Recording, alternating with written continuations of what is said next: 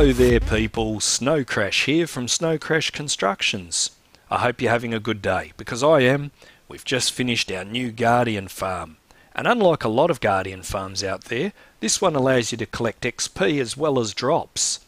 And some of you are probably thinking, what's a Guardian? Well, it's this little guy here.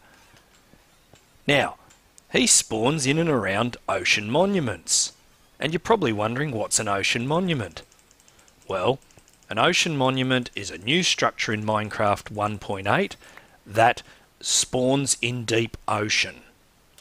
As I said before, Guardians spawn in and around ocean monuments.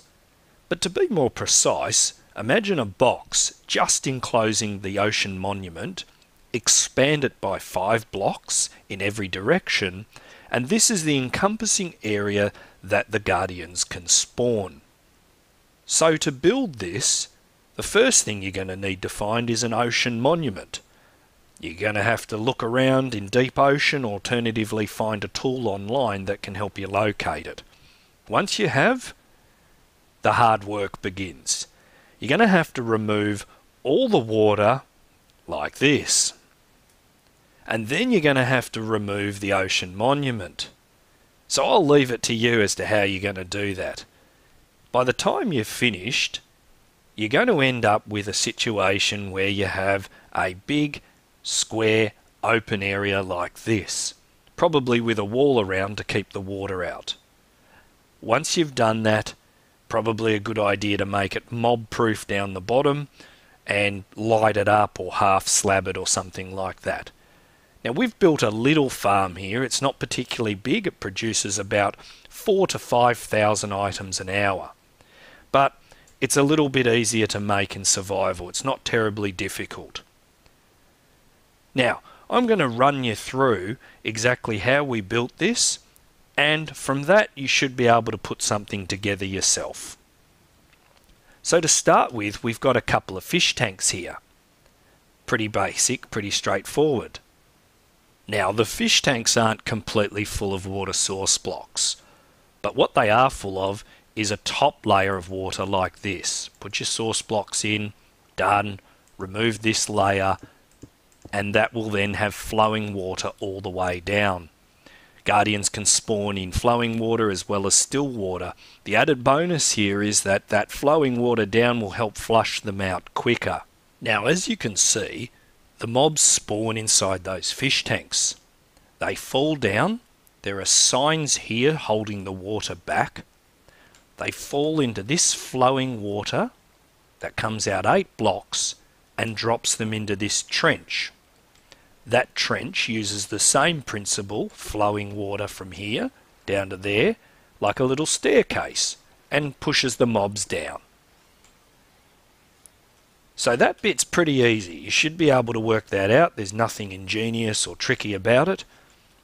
The interesting thing happens when we get into this little 2x2 tube. This particular farm operates in 2 modes, an XP mode and kill and get the item drop mode.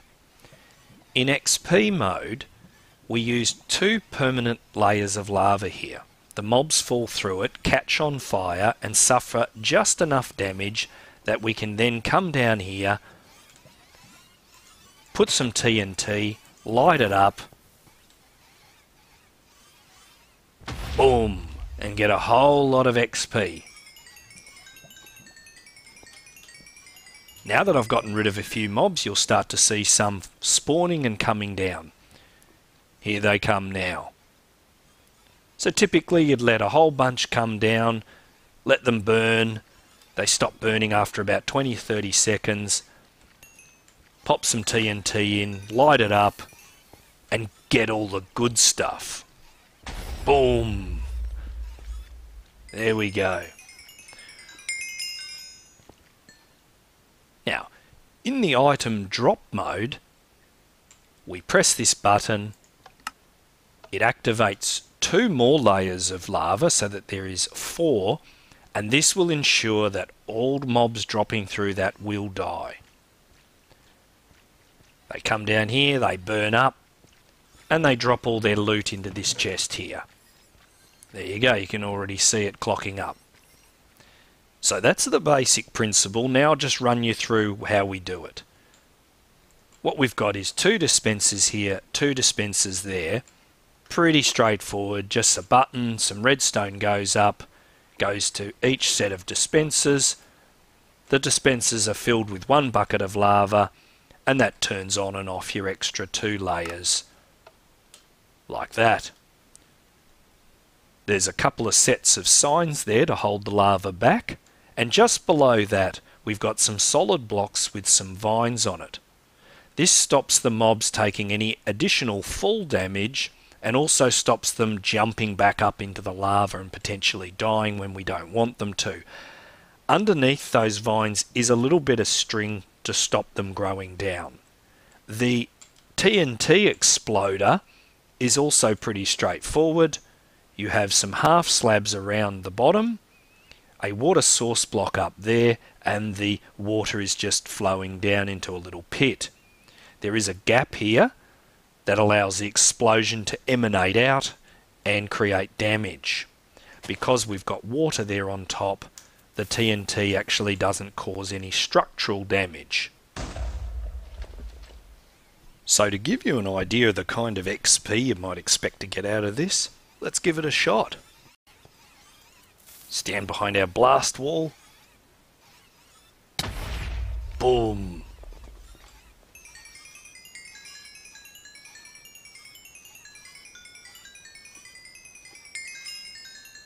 16 levels in one shot. Well, there you have it, people. I don't think there's really much else to show you. It's pretty basic. I don't think I've seen this design before, but you never know. I mean, out there in the Minecraft world, everyone's done everything. I guess you've seen it all. From this, you should be able to build it. It's not terribly difficult. Just giving you a look around here.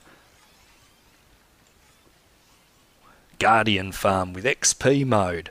And if you enjoyed this, we always appreciate a thumbs up. And if you like the stuff we do, hit the subscribe button. For now, this is Snow Crash. I'll catch you later. Cheers.